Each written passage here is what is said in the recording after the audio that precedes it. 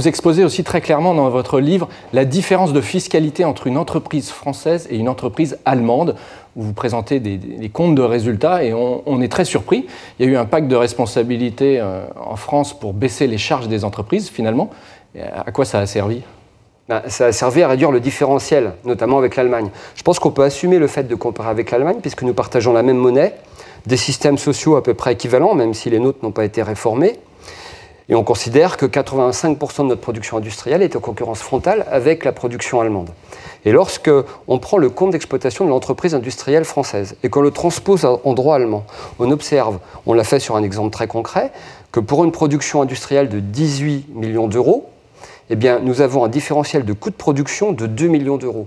Et sur ces 2 millions d'euros, on peut dire que 20%... Plus de 10%.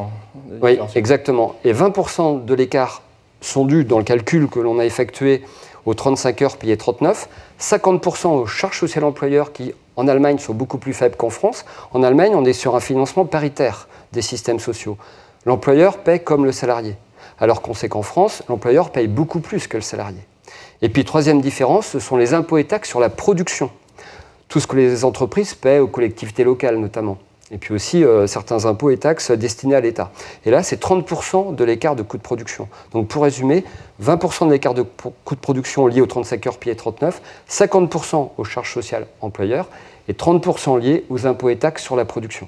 Et globalement, les prélèvements obligatoires que paient les entreprises françaises représentent 25% de la valeur ajoutée. En Allemagne, c'est 13% de la valeur ajoutée.